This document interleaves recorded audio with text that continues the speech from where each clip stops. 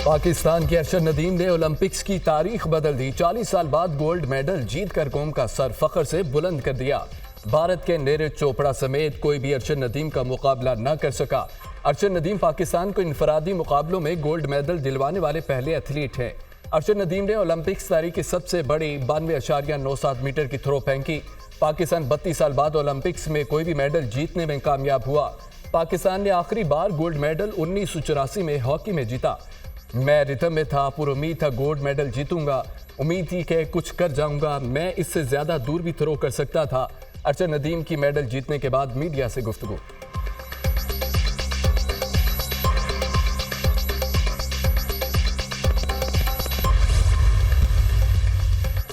अरशद नदीम की तारीखी कामयाबी पर सदर मुमलिकत, वज़ीर आज़म और दीगर रहनुमाओं की मुबारकबाद। सदर मुमलिकत ने कहा कि अरशद नदीम आप पूरी कौम का फ़ख्र हैं। ओलंपिक्स रिकॉर्ड कायम करना, तवील तरीन थ्रो बड़ा कारनामा है। वज़ीर आज़म शहबाज शरीफ कहते हैं कि ओलंपिक्स की 118 साल तारीख में मुनफरिद रिकॉर्ड कायम करने पर अरशद नदीम आप ढेरों मुबारकबाद के मुस्तहिक हैं। शाबाश अरशद नदीम, आपने कौम का सर फख्र से बुलंद कर दिया। बिलावल भुट्टो ने भी अरशद नदीम को पेरिस ओलंपिक्स में गोल्ड मेडल जीतने पर मुबारकबाद दी। वज़ीर आला पंजाब मरीम नवाज, स्पीकर कौमी असम्बली सरदार या सादिक, वज़ीर दाखिला मोहसिन नकवी समेत तमाम अहम रहनुमाओं की भी अरशद नदीम और कौम को मुबारकबाद।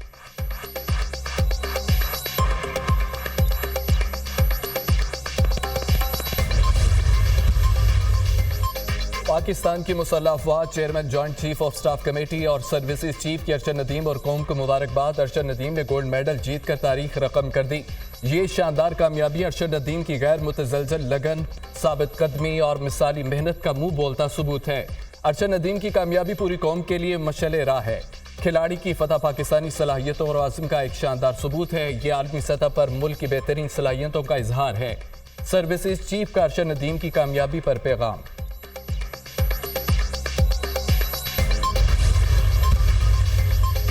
अरशद नदीम की शानदार कामयाबी पर मुल्क भर में जश्न मनाया गया। अरशद नदीम के घर के बाहर लोगों का जश्न। मियां चन्नू के शहजादे ने सभी के दिल जीत लिए।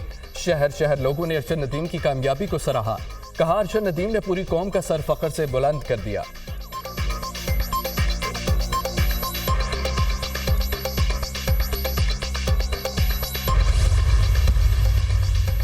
हुकूमत और इदारे यकजान दो कालिब हैं। सियासी हुकूमत और इदारों के दरमियान ऐसा ताउन पहले कभी नहीं हुआ। सिपा सलार और सियासी हुकूमत पाकिस्तान के मफाद में काम कर रहे हैं। मुईशत पर आर्मी चीफ और इत्तेहादियों से मुशावरत कर रहे हैं।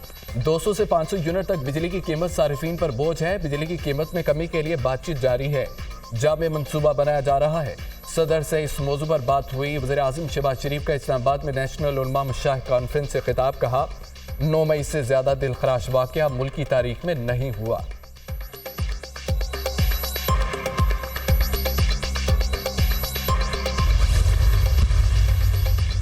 किसी ने पाकिस्तान में इंतशार की कोशिश की तो रब्बे करीम की कसम हम उसके आगे खड़े होंगे। दुनिया की कोई ताकत पाकिस्तान को नुकसान नहीं पहुंचा सकती, क्योंकि ये मुल्क कायम रहने के लिए बना है। सोशल मीडिया के जरिए इंतशार फैलाया जाता है। अल्लाह के नज़दीक सबसे बड़ा जुर्म फसाद पे लर्ज है।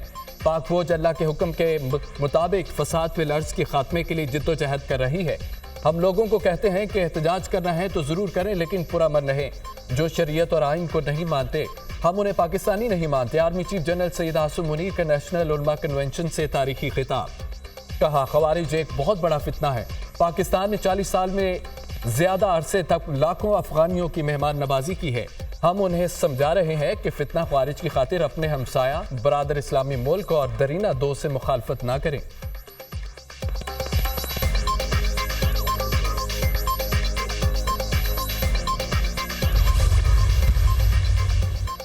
जमात इस्लामी ने 14 रोज से जारी धरना मुअख्खर कर दिया। मीर जमात इस्लामी हाफिज नईमुर रहमान कहते हैं कि धरना मुअख्खर कर रहे हैं, खत्म नहीं किया। हुकूमत ने मुआहदे पर अमल न किया तो धरना फिर शुरू होगा। वफाकी वज़ीर दाखिला मोहसिन नकवी ने कहा है कि हम सब का एक ही मकसद है कि आवाम को रिलीफ दिया जाए। बिजली की कीमतों में जल्द कमी नजर आएगी। हाफिज नईमुर रहमान ने नजरो ज़ब्त के साथ मुताबिकत मनवाई। वज़ीर इत्तलात अता तारड़ ने कहा कि जमात इस्लामी के साथ मुसलसल राब्ता रहेगा। कमेटियों की मीटिंग को यकीनी बनाया जाएगा। मुआहदे पर अमल दरामद भी होगा।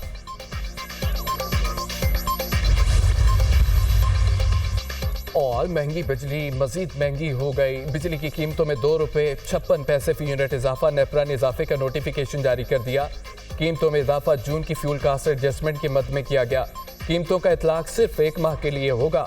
नेपरा ने जून की माहाना फ्यूल प्राइस एडजस्टमेंट का नोटिफिकेशन जारी कर दिया।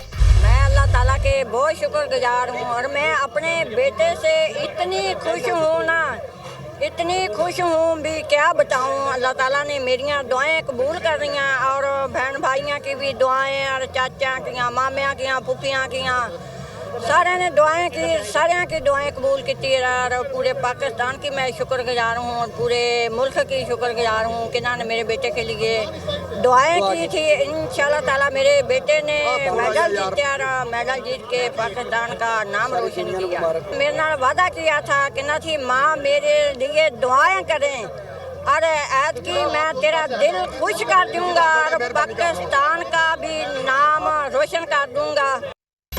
बेटे ने अपना वादा पूरा कर दिखाया। अरशद नदीम की शानदार कामयाबी पर खिलाड़ी की मां भी खुश। कहते हैं कि बेटे की कामयाबी को अल्फाज में बयान नहीं कर सकती। आज पूरी कौम की दुआएं कबूल हुई। उम्मीद है मुस्तकबिल में भी बेटा मुल्क का नाम रोशन करेगा।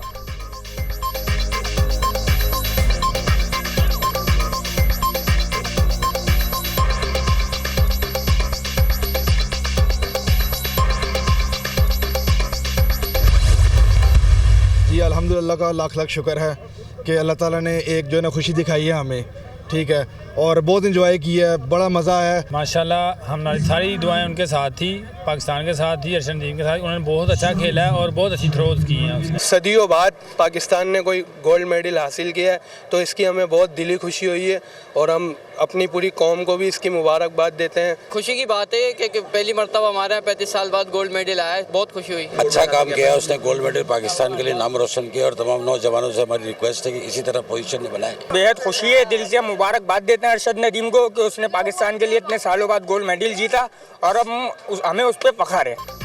अरशद नदीम की शानदार कामयाबी पर मुल्क भर में जश्न मनाया गया। अरशद नदीम के घर के बाहर लोगों का जश्न। मियां चन्नू के शहजादे ने सभी के दिल जीत लिए। शहर शहर लोगों ने अरशद नदीम की कामयाबी को सराहा। कहा अरशद नदीम ने पूरी कौम का सर फख्र से बुलंद कर दिया।